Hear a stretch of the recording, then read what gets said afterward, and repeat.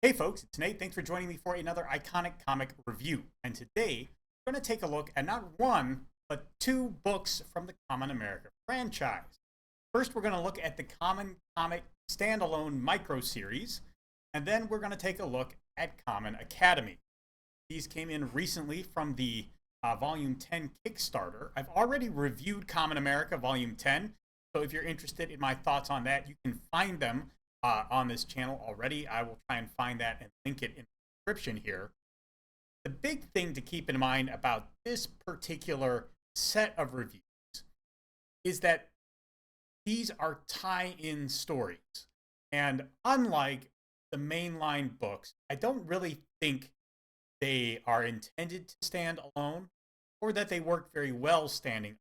I'm not going to review these in quite the same way I would some of the other products I've reviewed from Iconic Comics, specifically in the Kamen America franchise, which does have a very strong continuity, but which, for reasons I will discuss, these books are a little harder to view in that continuity in some ways, and in other ways, it's harder to expect them alone. So I'm going to talk a little bit about that. I probably, under many circumstances, wouldn't review Kamen Academy at all because it is part of a really a B-side, for lack of a better person. It is a Gaiden spin-off. It is an Elseworlds. Fill it in with whatever term is appropriate to you. That's what we are dealing with. Read Kamen Academy.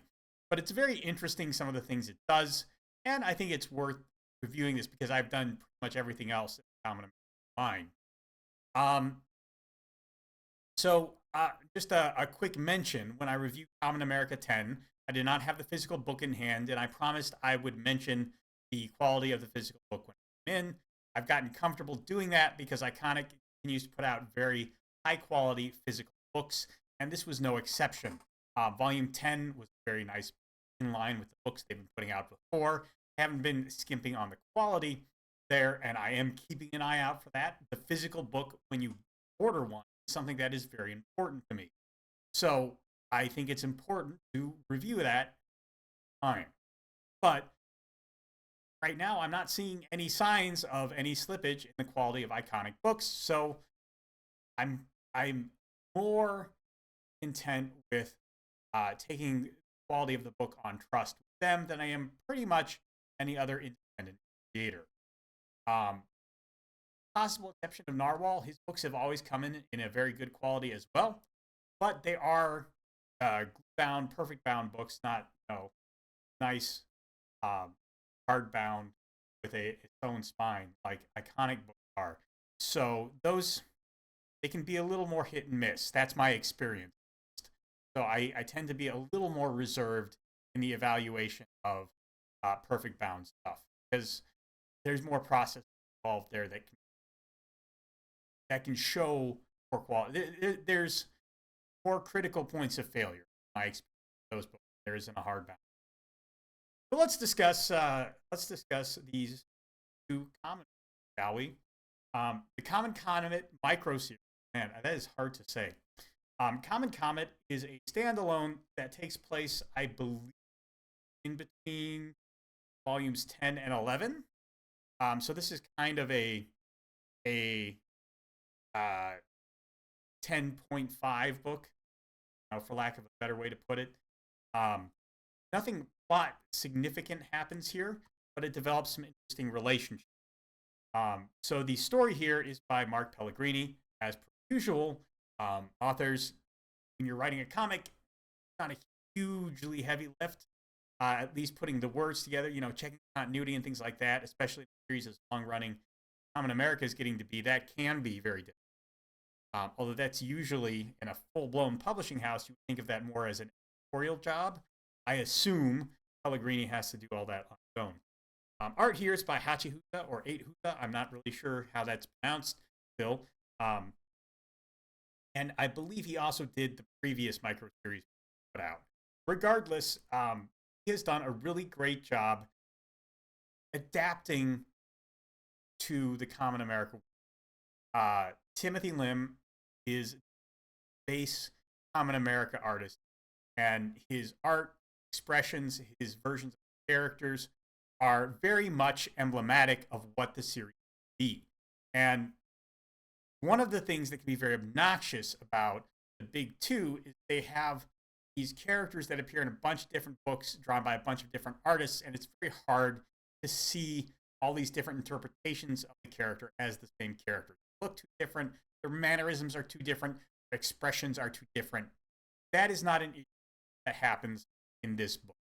Hachihusa has a really great command of characters, their expressions, and he adapts his own style, which is generally, I would say, a little smoother and a little less blocky than Timothy Lynn.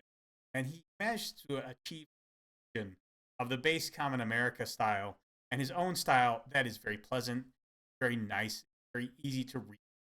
Has that energy, fun, and dynamism that really embodies the mainline story. The story itself is, as the title implies, it focuses on Misha, Comet, and follows up on some elements from Volume 10. I don't want to get too deep into it. They are fairly spoilerish.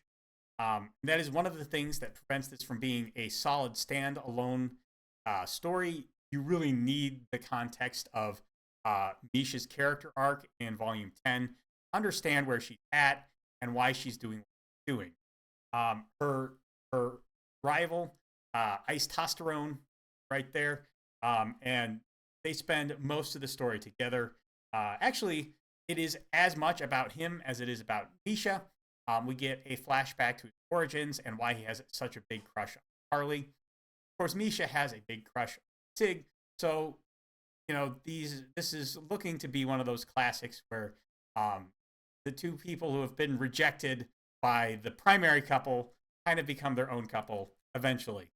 Certainly, by the end of this story, they are at less of an antagonistic place than they were in the mainline story, and I suspect we will see that carrying through into Volume 11. So, as a story, it works quite well. As a standalone story, it doesn't really work at all. And the thing that kind of bothers me about this is this character development.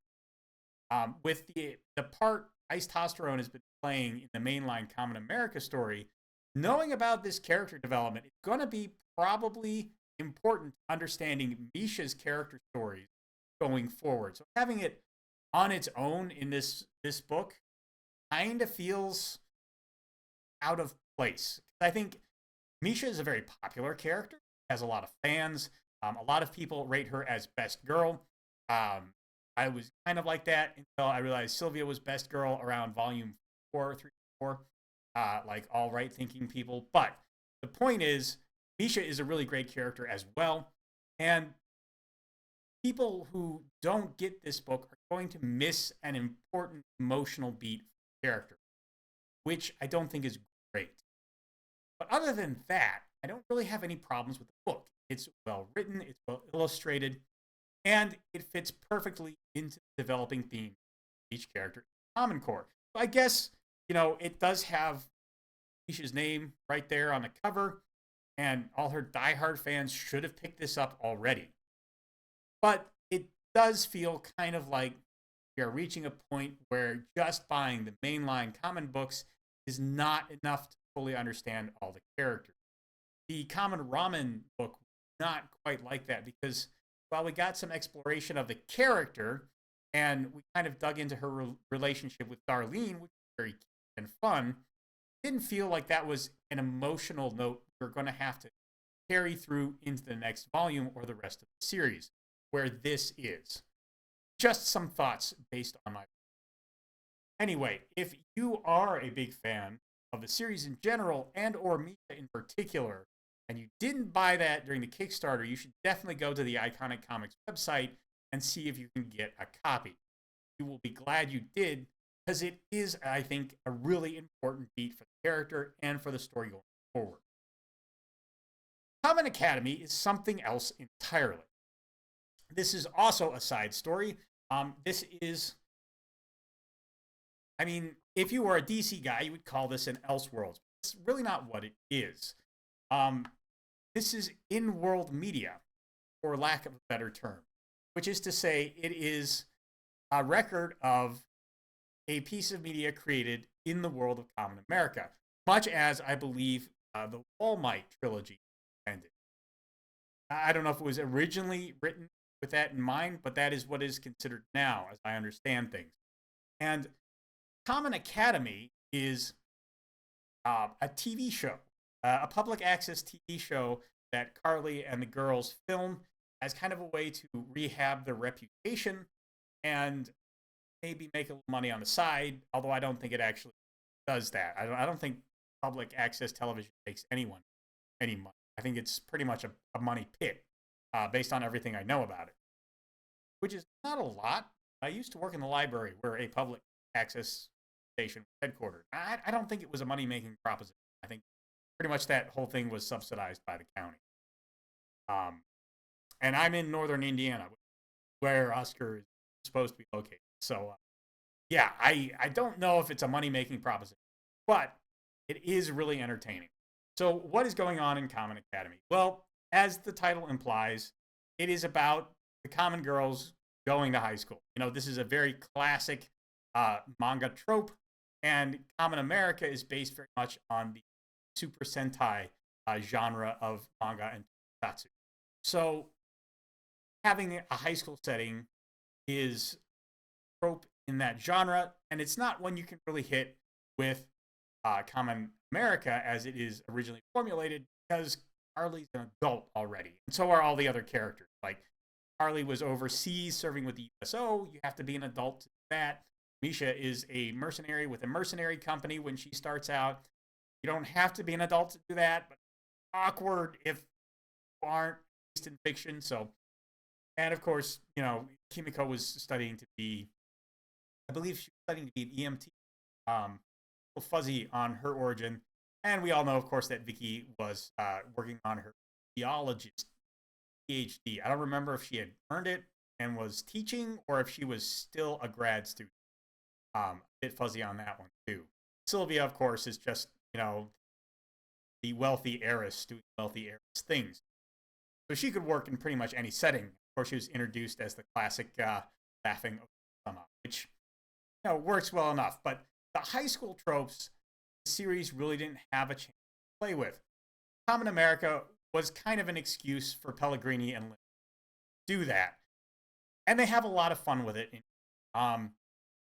Nothing that happens in here is really relevant to the mainline characters, although the running gag of sup nerds is introduced here. I can't remember if it actually used in the mainline books. I mostly see it on Twitter, but it is a very funny gag. A lot of what's in here, I think, is going to resonate for people depending on how much they know about the source material. And there's a lot of different source material. There's a lot of gags based on video games, some very obscure, especially when they go to Academy, which brings me to all the jokes that are on manga tropes. Of course, isekai students being reincarnated into the high school when they're hit by a truck is a very modern gag. Whereas some of the other gags, like the video game character cosplay as, some of those are pretty deep cuts. I didn't even recognize all of them in cases. Like when Charlie transforms into Gladiator, I think that was a Breath of Fire 2 reference, but I'm not entirely sure.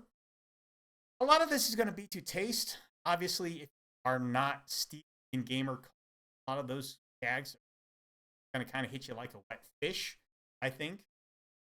Obviously, I am largely target. I can't really gauge how well they will land for people who aren't deeply invested in that kind of nonsense. And as such, it's difficult for me to appreciate them. That kind of referential humor, when I don't get the reference, doesn't usually land for me. I suspect it that way for you. On the whole, if you are super deep that video game, manga, and anime trope subculture, I think you'll get a lot out of it. If you enjoy the kind of slapstick humor that occasionally Kamen America indulges in, Kamen Academy cranks that up to 11. You'll really enjoy that. Even if you don't enjoy a lot of the referential humor. If you don't like that, the slapstick is probably the strongest through line of the humor here. And if you actively dislike that, I think you will actually hate, because there's a lot of it, and some of it is not the best.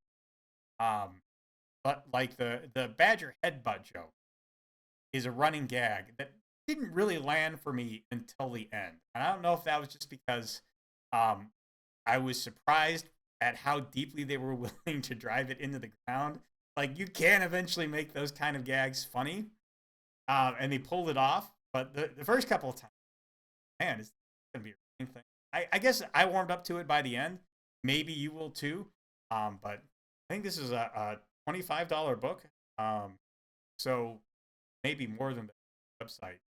Maybe more like 30, given the page count. So that's a big gamble to take. If you don't have confidence in humor or not. Which brings me to the other point. You can read all of this for free before you choose to buy it. It is, I believe, still available on Webtoon. In which case, if you want to try before you buy, that option does exist. On the whole, I only recommend this for really enjoy the humorous moments in Kamen America and are okay with a book that is basically nothing but, with a couple of exceptions. Humor is difficult to determine.